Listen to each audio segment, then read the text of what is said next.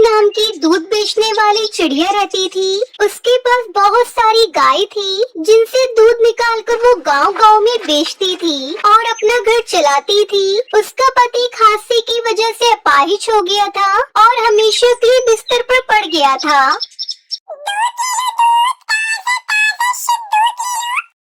अरे चिड़िया बहन, हमने भी सुना है तुम्हारे दूध में बिल्कुल भी मिलावट नहीं होती।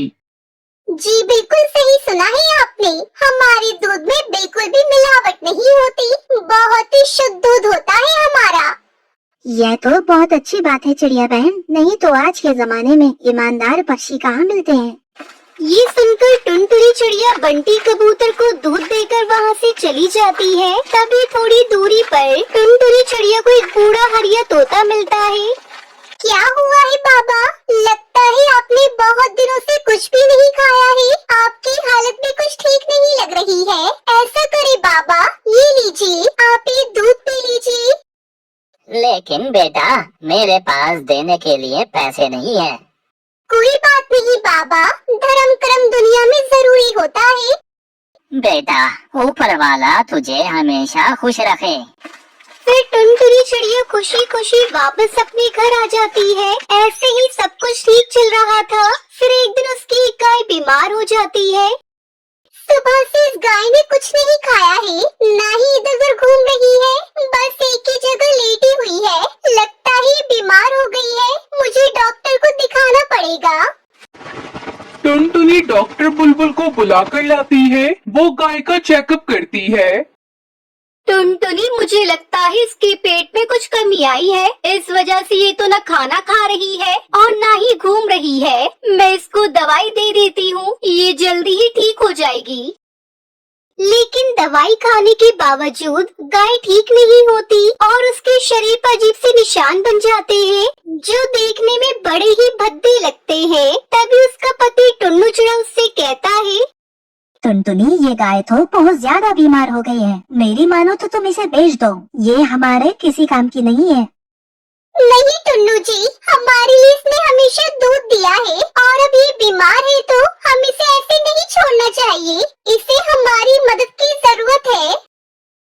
तुम देखती रहना, यह नुकसान करवा देगी। कहीं इसकी वजह से बाकी पक्षी हमसे दूध लेना बंद न कर दें। टुन्नू जी, भला गाय के क्रूरूप होने से क्या फर्क पड़ता है? दूध तो दूध होता है और पक्षियों से इससे क्या परेशानी होगी? धीरे धीरे ये बात गांव में फैल जाती है। अरे पक्षियों, तुम्हें पता है टुनटुनी चिड़िया की गाय बदसूरत हो गई है। टुनटुनी चिड़िया हमें उसी गाय का दूध पिलाती है। मुझे डर है कहीं हम पक्षी भी उस गाय की तरह बदसूरत न बन जाएं। इसलिए हमें उससे दूध लेना बंद कर देना चाहिए।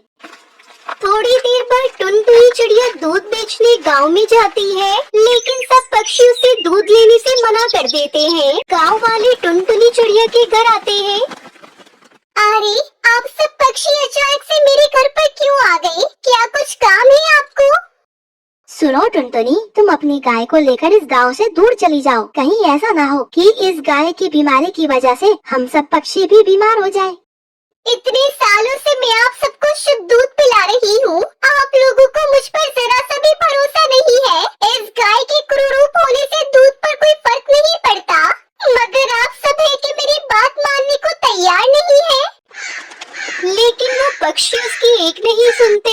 फिर बेचारी टुनटुनी चिड़िया अपने बीमार पति टुन्नू और अपनी सारी गाय को लेकर जंगल की ओर निकल जाती है। फिर कुछ देर बाद रात में अचानक तेज बारिश होने लगती है और ठंड बढ़ जाती है, जिसकी वजह से उसकी गाय ठंड से कांप रही थी। ये क्या?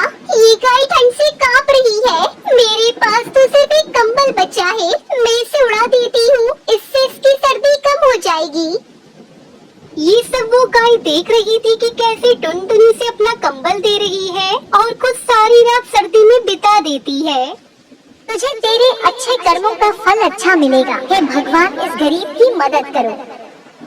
तभी बहुत तेज बारिश पड़ने लगती है और टुनटुनी ठंड से ठिठुरने लगती है। ये देखकर गाय भी टुनटुनी के पास आकर बैठ जाती है। टुनटुनी आधा कंबल उसे उड़ा देती है और आधा कंबल को ओढ़ लेती है। टुनटुनी का ये प्रेम देखकर गाय खुश हो जाती है और भगवान की कृपा से एकदम वो स्वस्थ हो जाती है और अपने पैरों से उठकर चलने लगती है।